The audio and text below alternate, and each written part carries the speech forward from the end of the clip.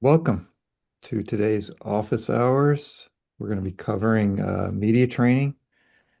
Um, and just a quick overview of the agenda. Andrew Provencher, Principal of Main Street Strategic, is going to lead our presentation.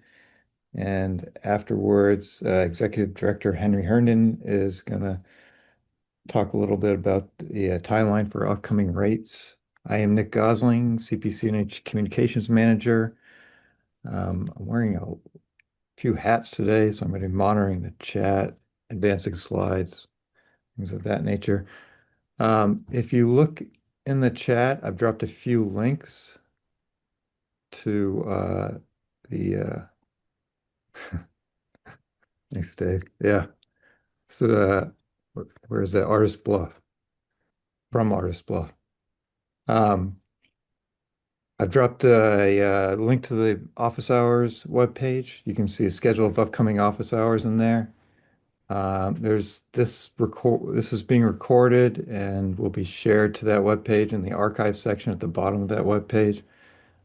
We will also distribute it through member communications. And then finally, there's a one-sheeter that we prepared, a media inquiries guide that there's a link to that in the chat as well. And you can um, download that and share it. All right. So with that, I'm going to kick it off to Andrew. Welcome, Awesome. Andrew. Great. Thanks, Nick. Great to talk to everyone today. Once again, my name's Andrew Provencher. I'm with Main Street Strategic. We have a couple different hats as well with CPCNH, including some lobbying and government relations and also communications. Today's kind of goal of what we're trying to accomplish is kind of give member reps kind of a greater background and information on kind of what to do when media reaches out, and understanding how to kind of coordinate with the CPCNH staff and some, great, rules of thumb, so to speak, to help you without that process. Nick, you want to jump to the next slide? Beautiful. So, I'd say if there was one kind of core message that could be taken away, the Cliff Note version of today's presentation, it'd be that CPCNH staff is here to help. And as inquiries come in on the local level, it's always helpful to kind of work within the structure to help get advice and information, but that ultimately no one is ever going to know your community better than the member reps in that community. So I think we value very much being able to have like local knowledge and input, because you'll generally have a really good a conceptual basis of what the pulse of your community is like. So I think on the larger kind of big 30,000 foot view, CPCNH has core messages and has central themes and points and things that we think strategically makes sense to be, moving forward with in a proactive manner or reactive to things that we're hearing. But having a good way to get information from you on the local level and then be able to have that work and coordinate with kind of an overarching goal is critical to a strong kind of communication loop for us. So some of these kind of the key pieces we'll talk about is, speaking clearly and accurately, making sure that some of the quotes that you're using, comments you're using are reinforcing core messages that CBC&H has been using for years now. And that also that there are kind of, best in practice ways to filter information over to CPC&H and then have information that you need or need requested from brought to you. And we want to kind of walk you through some of the ways that that could be helpful. Jump to the next one. So why media coordination matters. In our state, in general, and especially in a small state like New Hampshire, uh, the kind of a background in reporting has really changed over the last few years with uh, social media, with kind of a different scope in which we have shorter time frames. We have a lot of media reporters who are moving from paper to paper or publication to publication. We have a kind of a media landscape now that involves kind of some, I'd say, more political in nature from their funding. So you have online publications and journals that maybe have more of a political slant one side or the other, and the kind of long form journalism that will take a complicated issue and break it into into little pieces over a period of time. That form of long form journalism is increasingly more rare.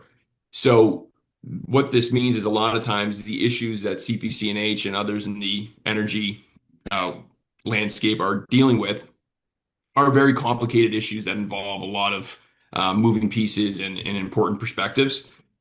But in order to get our information across, we're likely going to have to take what is a very complicated subject matter and bring that down to a much more tighter, easier to understand communication message.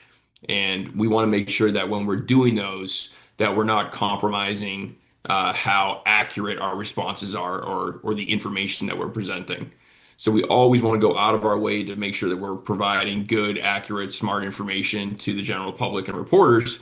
And that will help us kind of continue to build relationships with them, which leads to us having some good connections in the state.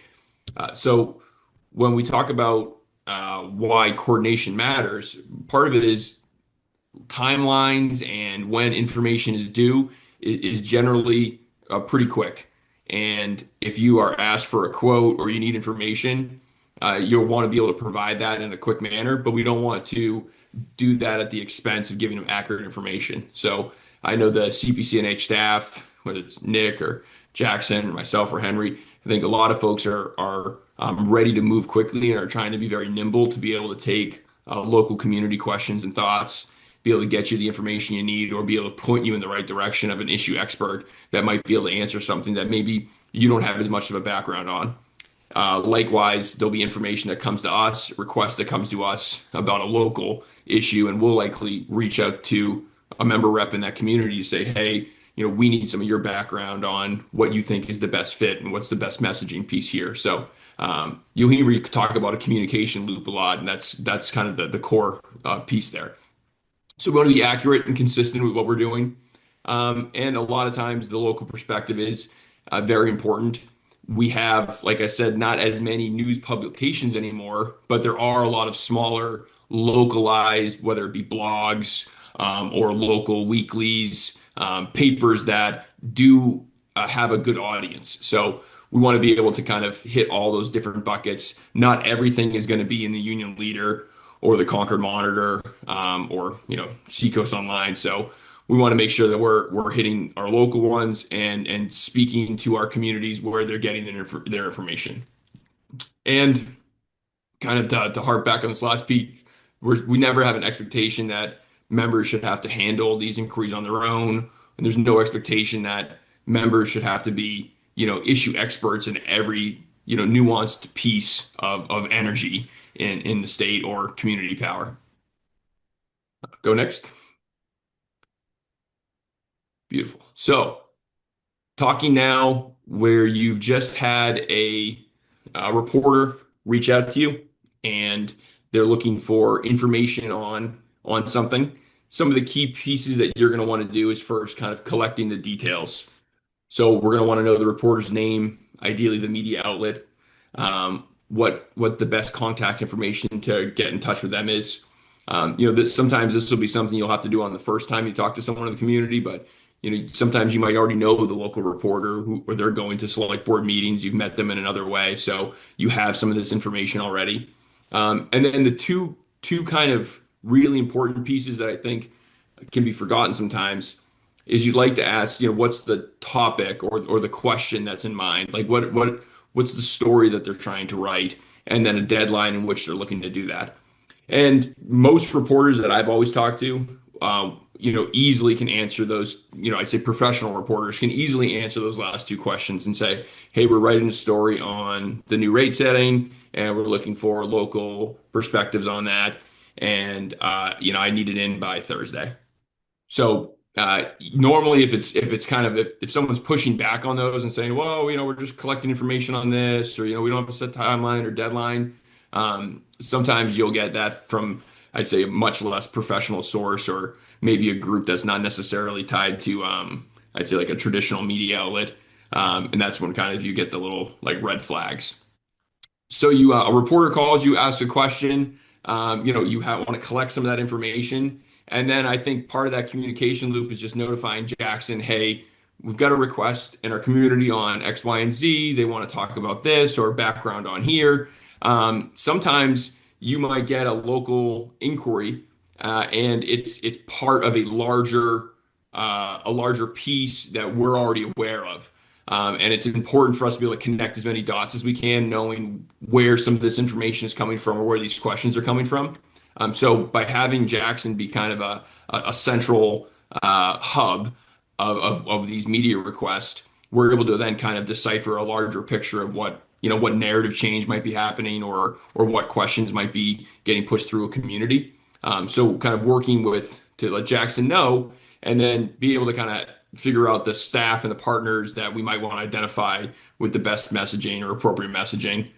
It's not uncommon sometimes where you'll have a reporter contact a few communities and every community saying the same thing, but they're just kind of still looking for someone who's going to say something different that fits kind of a different narrative that they're looking to have in their story. So it can be really helpful for us to know, if we talk to a reporter and they say, "Hey, can you tell me some communities to talk to?" and we give them a list, and then we know they're still reaching out to folks.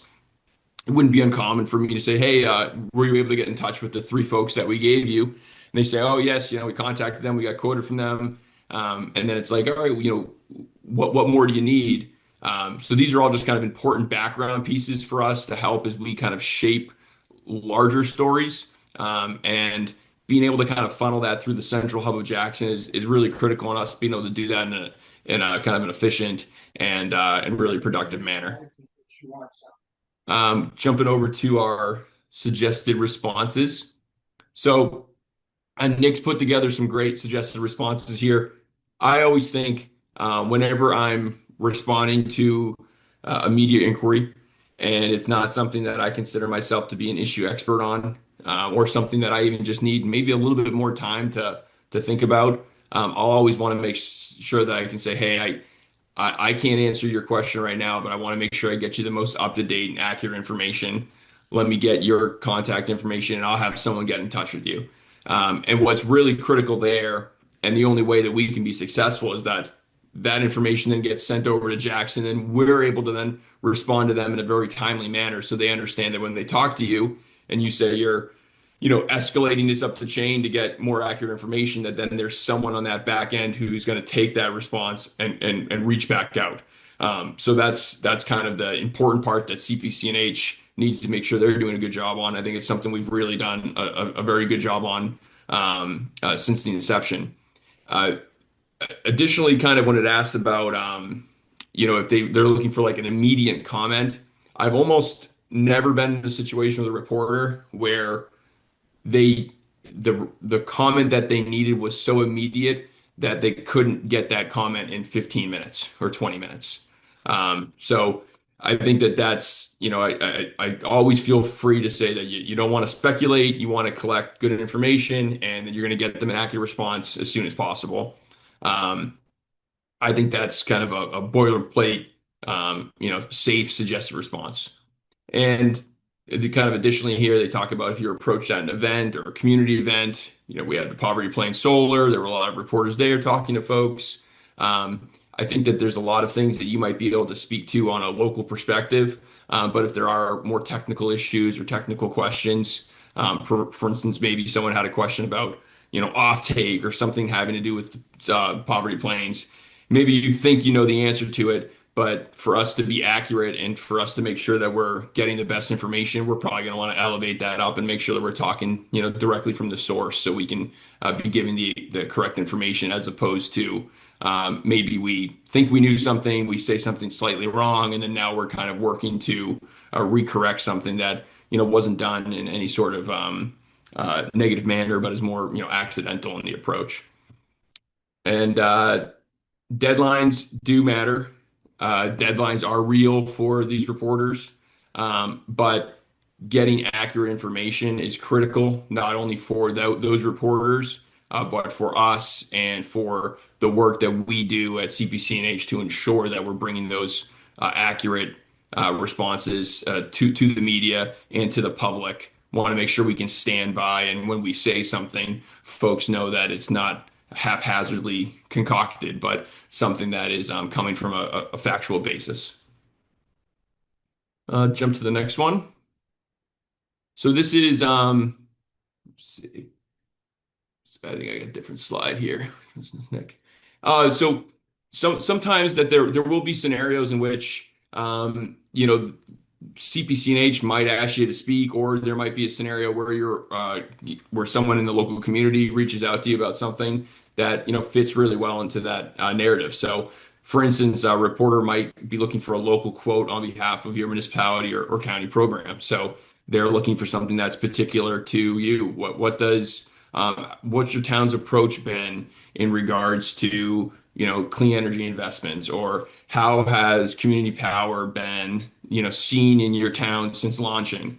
Those are very localized questions that you'll have a good pulse on, and that you'll be in a great situation to answer. And I think is critical, and having that local comment likely leads us to a greater chance that that is then going to actually be published in your local newspaper.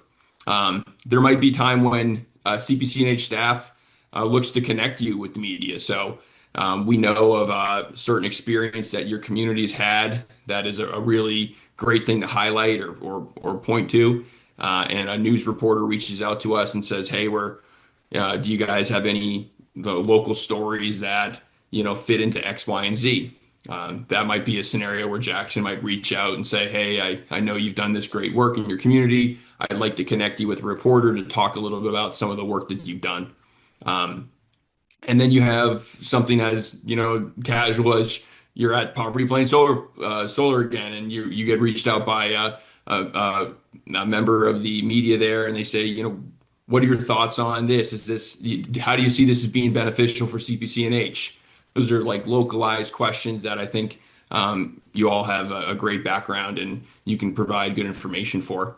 And definitely it's helpful to be speaking from your direct experience and whatever your local role might be. And if there's ever a scenario where you think there might be someone in your community or another member rep or someone within CPCNH who might have a stronger background there, there's once again never any issue with saying, "Hey, I'd love to give you some information, but I think there's someone who can get you something even better. Let me put you in touch with X, Y, and Z." Beautiful.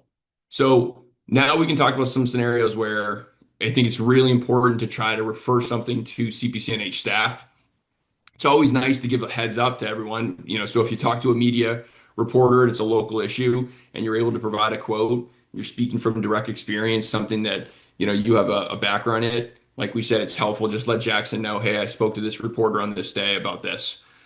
There will be some times where maybe a reporter reaches out to you and it's something that is, I'd say, like kind of larger and a more policy wide or strategy piece. And those are ones that we're going to want you to do that previous step, which is reach out to Jackson, but say, "Hey, I'm hoping you can get back in touch with this person because they're looking for information on the timing of our rate setting, or what are the particulars about procurement.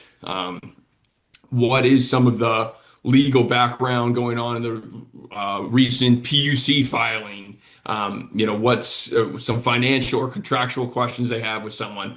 These are all things that are beneficial to bring these kind of larger, broader questions up to CPCNH, and then they can identify, all right, what is what's our communication strategy with these things, and then who is the best person on staff who might be able to lend experience here. And in many cases, it's, well, who's the best, what's a community member, community rep, or a board member who's been working directly on these issues that we can funnel this request to, and who can provide some really strong comment for some of these.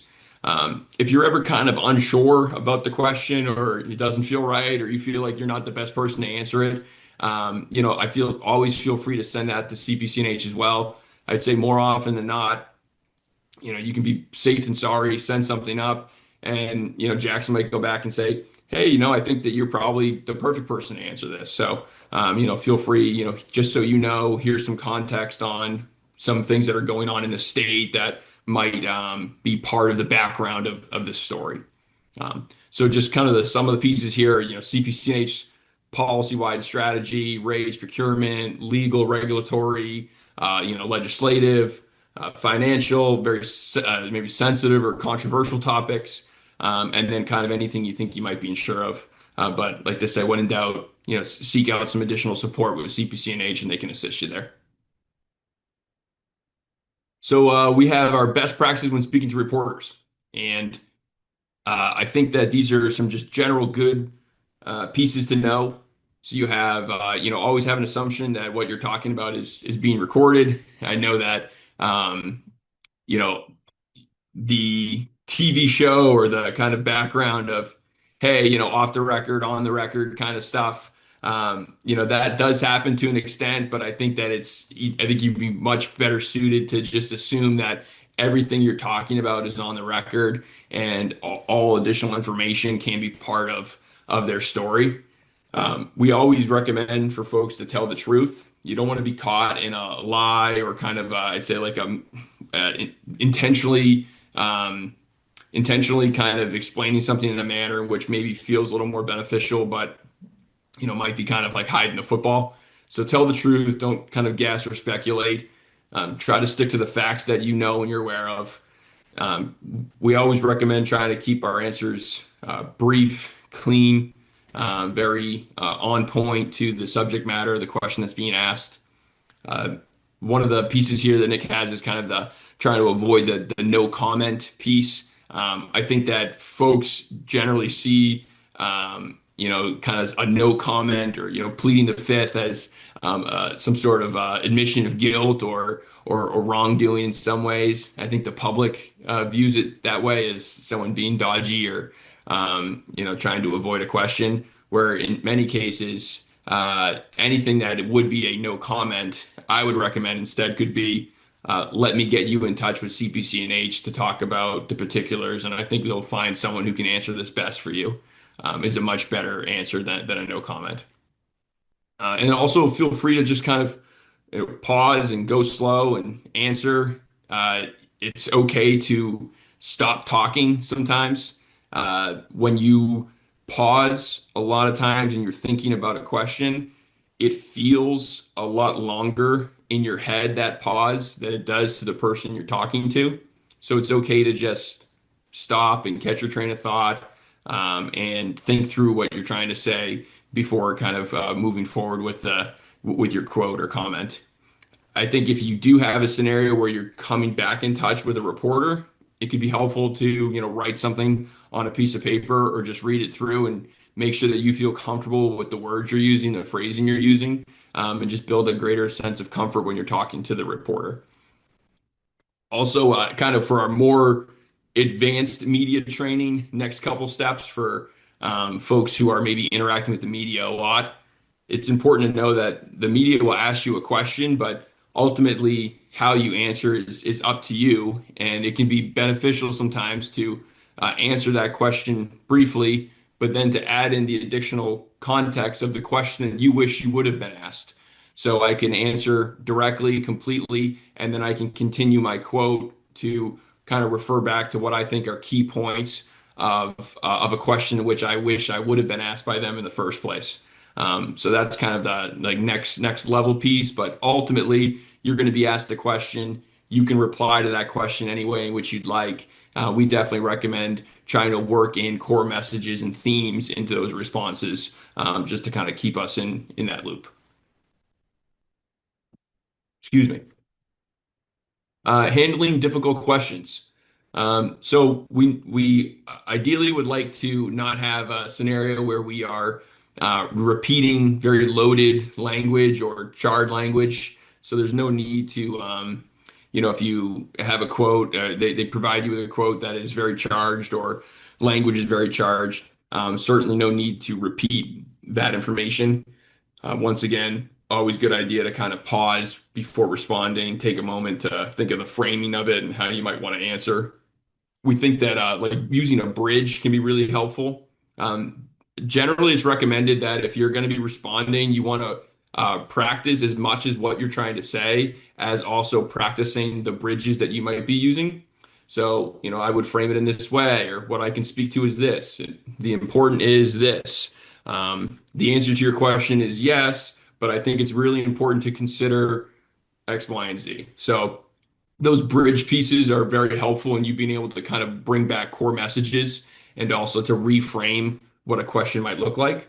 So, an example is electricity costs are important to every customer. What I can speak to is why our community values local choice and local control. So, the question is in this scenario is probably, why is electricity cost so important?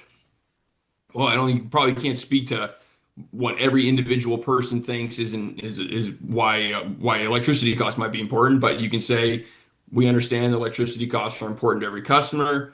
What I can speak to is why our community values local choice and local control. So bringing it back to you, talking about what you know, your local perspective, speaking for yourself, your community, and doing that in a way that reframes this conversation back to some of the core CPCNH values of local choice and local control. So going on to these core CPCNH messages, and we have a few. I think there's three here that are important. Consumer choice, local control, competitive rates, and competition. So consumer choice, participating communities offer four more electric product options, enabling households. So I think this goes back to the idea of uh, community power at its core is about greater community choice, greater community options, the ability for people in the community to, pick the products that they think best suit them or their town. So that's a core piece. And then also the idea that customers can always return to excuse me, utility default supply and receive electricity through a third-party supplier. So this isn't about limiting or preventing choice from customers. It's about giving additional choice options to customers.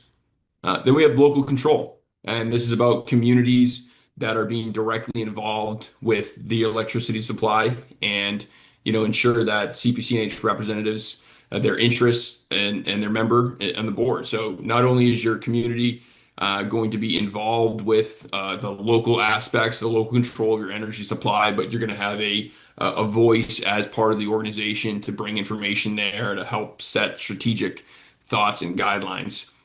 This is a local control option that doesn't necessarily exist in your town if you're not doing some sort of community power. And then competitive rates and competition. And the concepts here are buying power together can help stabilize costs over time, and that community power through CPCNH is ensuring kind of healthy competition against what are monopoly utility supplies and traditional third-party brokers. So these are community power at its core is towns and communities working together to exhibit their local control over these issues, and then to enable additional customer choice for their citizens. And by working together, that's going to help bring the additional level of competition and competitive rates that we're seeking. And the kind of third rail of that, the third layer of sorts, is that we're doing this in a system that is still kind of figuring out its competitive marketplace. So there are challenges that we are continuing to work through together as a community in order to set that foundation. So it's important work that's being done, by board member to board member, community member to community member, for the benefit of the entire New Hampshire electricity marketplace. Some additional ones we have here is clean energy investment. So it's communities that are able to invest in their local energy projects and participate in community renewable energy programs. There are some communities that this is an absolute core message to that have decided to join CPCNH because they wanted to have the opportunity to kind of invest in local energy products. There might be other communities that maybe the most important for them is competitive rates and being able to kind of take on that competitive marketplace. You as a local representative, you'll know which of these core messages fit best in your community and which ones you want to kind of be part of your bridge when you talk about.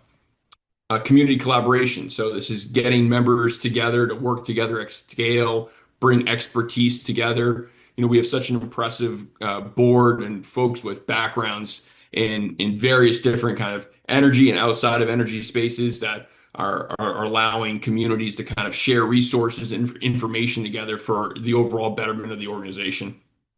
And then this last one is very important when it comes to the media. It's just accurate and transparent communication. So we want to be known as a factual thought leader, someone who, when you meet with uh, member communities or non-member communities, that they know that they can trust that what you're telling them is real and honest, and that you're giving them good and accurate, timely information, and you're doing that in a way that they can feel comfortable and that they know that there is not some ulterior motive between the organization, but that this is honest and accurate information that's going forward. And as kind of local representatives and speaking with the media, ensuring that we do all those same things is critical in us being able to kind of keep that core pillar of accurate and transparent communication.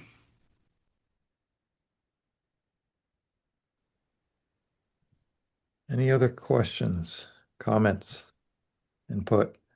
Let's see. I did have some kind of queue ups for uh, questions, discussions. I don't know if anyone has suggestions, ideas for these items, but let me know. Share it in the chat, shout it out.